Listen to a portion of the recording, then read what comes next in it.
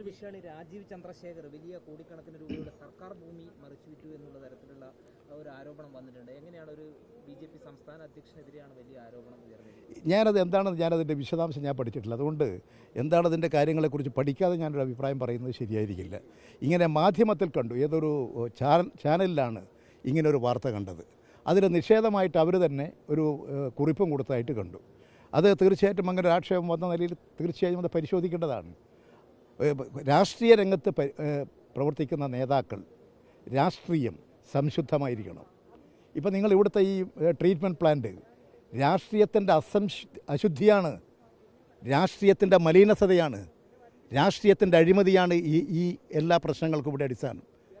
ഈ രാഷ്ട്രീയം ഭരണമെന്ന് പറയുന്നത് ഇവിടുത്തെ കോർപ്പറേഷൻ ഭരണം അഴിമതിയിൽ മുങ്ങിക്കുളിച്ചിരിക്കുകയാണ്.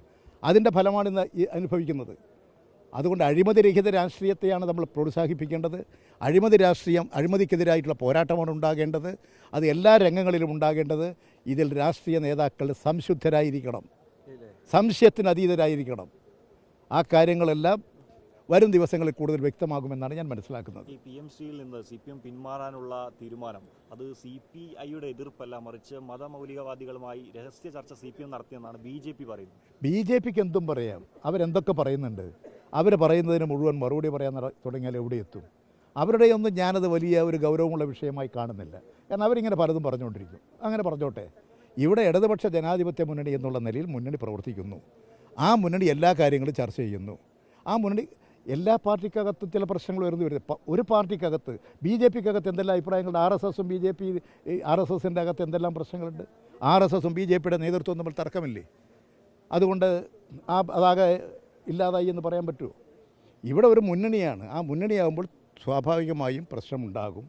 അത് ഏതെങ്കിലും മൗലികവാദികളുടെ ശുപാർശ കേട്ടിട്ടോ അവരുടെ ഇടപെടൽ കൊണ്ടോ ഒന്നുമല്ല. ഈ കേരളത്തിൻ്റെ പൊതു താല്പര്യത്തെ അടിസ്ഥാനപ്പെടുത്തി ഓരോ പാർട്ടിയും ചിന്തിക്കും, പ്രവർത്തിക്കും. അതിൻ്റെ ഫലമായിട്ട് എല്ലാവരും കൂടി ആലോചിച്ചുകൊണ്ട് ഇടതുപക്ഷ ജനാധിപത്യ മുന്നണിയെ ശക്തിപ്പെടുത്തലാണ് ഈ കാലഘട്ടത്തിൻ്റെ ദൗത്യം. ആ ദൗത്യം നിർവഹിക്കാൻ മുന്നണിയിലെ ഓരോ ഘടക പാർട്ടികളും അവരവരുടെ കഴിവിനനുസരിച്ച് ചിന്തിക്കുകയും പ്രവർത്തിക്കുകയും ചെയ്യുന്നു. അതാണിപ്പോൾ അവർ ചെയ്തുകൊണ്ടിരിക്കുന്നത്. ഞാനങ്ങനെ ഒരു വ്യക്തിയായിട്ട് ഇങ്ങനെ അറിയേണ്ട PMC പദ്ധതി ഒരു കാര്യം നമ്മൾ എതിർക്കേണ്ടത് അതിനല്ല. എന്താ ഈ PMC പദ്ധതി? ഇവിടെ എല്ലാം അങ്ങനെയാണോ അറിയപ്പെടുന്നത്? ഇത് കേരളത്തിന് അവകാശപ്പെട്ടതല്ലേ? വിദ്യാഭ്യാസത്തിൻ്റെ, കാർഷിക രംഗത്ത് സബ്സിഡി, എല്ലാം സഹായങ്ങൾ കേന്ദ്ര ഗവൺമെൻറ്റിൻ്റെ കേരളത്തിന് അർഹതപ്പെട്ട വിഹിതമാണ്. ആ അർഹതപ്പെട്ട വിഹിതം കൊടുക്കാതിരിക്കുക, എന്നിട്ട് വിദ്യാഭ്യാസത്തിന് ഞങ്ങൾ പണം തരണമെങ്കിൽ ഇന്ന് കണ്ടീഷൻ അംഗീകരിക്കണം. ഏറ്റവും തെറ്റായ നിലപാട് സ്വീകരിച്ചത് കേന്ദ്ര ഗവൺമെൻറ്റാണ്. കേന്ദ്ര ഗവൺമെൻറ് PMC പദ്ധതി എന്നല്ല പറയേണ്ടത്, വിദ്യാഭ്യാസ പദ്ധതിയാണ്. ആ വിദ്യാഭ്യാസ പദ്ധതിക്ക് പണം കൊടുക്കുകയാണ് വേണ്ടത്. അതിനു വേണ്ടിയിട്ടുള്ള കണ്ടീഷൻ ഉണ്ടാക്കുകയില്ല. അത് ഞങ്ങൾ പറയുന്ന കാര്യങ്ങൾ അംഗീകരിച്ചില്ലെങ്കിൽ പണം തരില്ല എന്ന് പറയാൻ എന്ത് അധികാരമാണ് BJPക്കും RSSനുള്ളത്? എന്ത് അധികാരമാണ് കേന്ദ്ര ഗവൺമെൻറ്റിനുള്ളത്? അതിനെയല്ലേ നമ്മൾ എതിർക്കേണ്ടത്? PMC പദ്ധതി എന്ന് പറഞ്ഞുകൊണ്ട് എന്തിനു വേണ്ടി ഇത്തരത്തിലുള്ള തെറ്റായ നിലപാട് സ്വീകരിക്കുന്നു? ഇന്ത്യയുടെ മതനിരപേക്ഷതയ്ക്കും ജനാധിപത്യത്തിനും ഭരണഘടനാ മൂല്യങ്ങൾക്കും എതിരാണത്. അതിനെയാണ് നമ്മൾ ശക്തമായി എതിർക്കേണ്ടത്. അതിന് പകരം അത് വഴിതിരിച്ചു വിട്ട് തെറ്റായ നിലയിൽ വ്യാഖ്യാനിച്ച് BJPക്ക് അനുകൂലമായൊരു രാഷ്ട്രീയ സാഹചര്യം ഉണ്ടാക്കാനൊക്കെ പലരും ശ്രമിക്കുന്നുണ്ട്. ആ ശ്രമങ്ങളെല്ലാം പരാജയപ്പെടും. ഈ CPI ഇന്നുവരെ രാവിലെ വരെ പത്രങ്ങൾ പറഞ്ഞത് മുന്നണി വിട്ടേക്കുന്നു. ഇപ്പോൾ പറയുന്നത് എന്താണെന്ന് വെച്ചാൽ CPM കീഴടങ്ങി CPIക്ക് മുന്നിൽ എന്നുള്ളതാണ്. ഇതിൽ കീഴടങ്ങേണ്ട പ്രശ്നങ്ങളും ജയിച്ചു വരേണ്ട പ്രശ്നമൊന്നും ഇതിലില്ല. ഞങ്ങളൊരു മുന്നണിയിലെ ഘടക പാർട്ടികളല്ലേ. ഞങ്ങളിങ്ങനെ കാര്യങ്ങളെല്ലാം എന്ത് വിഷയമുണ്ടാകുമ്പോൾ ചർച്ച ചെയ്യും, പരിഹരിക്കും. ഞങ്ങൾ നല്ല ശക്തിയായി ഒന്നിച്ചു നിന്ന് പോരാടിക്കൊണ്ടിരിക്കുന്നവരാണ്. ചർച്ചകൾ ഒപ്പിടുന്നതിന് മുമ്പ് നടത്തായിരുന്നല്ലോ. എപ്പോഴും നടത്താമല്ലോ ചർച്ചയ്ക്ക് ഇന്ന് സമയമുണ്ടോ? ഏതവസരങ്ങളിലും ചർച്ച നടത്താം, ഏതവസരങ്ങളിലും ഒന്നിച്ചു നിന്നുകൊണ്ട് പോരാടാം, ഏത് കാര്യങ്ങൾക്കും പരിഹാരമുണ്ടാക്കാം. അതിന് ചർച്ചയോ ഒപ്പോ ഒന്നിനും ബാധകമല്ല.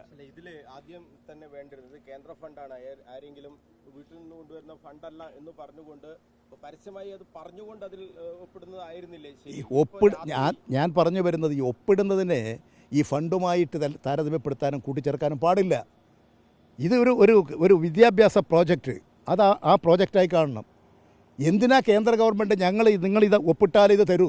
ആരാ ഇത് ഇങ്ങനെ പറയാൻ? യജമാനാണോ? കേന്ദ്ര ഗവൺമെൻറ് യജമാനാണോ? അതാണ് നമ്മൾ നോക്കേണ്ട കാര്യം. ആ കേന്ദ്ര ഗവൺമെൻറ് ചെയ്ത തെറ്റായ നിലപാടിനെ എതിർക്കുന്നതിന് പകരം ഇതിൻ്റെ പേരിൽ ഇടതുപക്ഷ മുന്നണിക്ക് നേരെ ആക്രമണം അഴിച്ചുവിടുന്ന പ്രവണതയാണ് ഈ കേരളത്തിൽ കണ്ടത്. അതിനെ ജനങ്ങൾ തിരിച്ചറിയുന്നു. ആരായാലും, ഞാനായാൽ പോലും നമ്മൾ ആദ്യം എതിർക്കപ്പെടേണ്ടത് കേന്ദ്ര ഗവൺമെൻറ്റിൻ്റെ നയത്തെയാണ്. ആ നയത്തെ ചെറുത്തു തോൽപ്പിക്കാൻ എന്തൊക്കെ വഴികളുണ്ട്, ആ വഴികളെല്ലാം ബുദ്ധിപൂർവ്വമായി ഉപയോഗിക്കണം എന്നാണ് എൻ്റെ അഭിപ്രായം. കേന്ദ്ര ഗവൺമെൻറ്റിൻ്റെ തെറ്റായ നീക്കങ്ങളെ ചെറുത്തു തോൽപ്പിക്കാൻ പല അടവുപരമായ ബുദ്ധിപരമായ നിലപാടുകൾ സ്വീകരിക്കേണ്ടി വരും. അതെല്ലാം സ്വീകരിക്കുന്നത് ശരിയായിട്ടുള്ള നടപടിയായിരിക്കും. പുസ്തകം ആ 3-ാം തീയതി വരികയാണ്. അതെ, 3-ാം തീയതി പ്രകാശനം ചെയ്യാൻ തീരുമാനിച്ചിട്ടുണ്ട്. എനിക്ക് തോന്നുന്നു അതിൻ്റെ സംഘാടക സമിതിക്കാർ നിങ്ങളെയൊക്കെ വിളിക്കും. എന്തെങ്കിലും ബോംബ് നമുക്ക് പ്രതീക്ഷിക്കാമോ ഇതിനകത്ത്? ബോംബ് നിങ്ങളെപ്പോൾ ഈ ബോംബിനെ കുറിച്ചല്ലേ ചിന്തിക്കുന്നുള്ളൂ? ലോക സമാധാനത്തെക്കുറിച്ച് ചിന്തിക്കൂ. ഈ അമേരിക്കയെപ്പോലെ ഇസ്രായേലിൻ്റെ ഭീകരന്മാരെ പോലെ ചിന്തിക്കല്ല. ബോംബും പൊട്ടിത്തെറിയും സ്ഫോടനവും എന്നല്ല ചിന്തിക്കേണ്ടത്. നല്ല സമാധാനം, ശാന്തത, ജനങ്ങൾക്ക് ആവേശവും കരുത്തും ശക്തിയും നൽകുക, ഒരു പ്രതീക്ഷ ജനങ്ങൾക്ക് നൽകുക, ഒരു ലക്ഷ്യബോധം ഉണ്ടാക്കി കൊടുക്കുക. അതായിരിക്കണം വിജ്ഞാനം, അതായിരിക്കണം പുസ്തകം. അതെ, ആ രീതിയിൽ സമാധാനപരമായിരിക്കും അല്ലേ? നിങ്ങൾക്ക് അതിന് ശേഷം അഭിപ്രായങ്ങൾ പറയാം.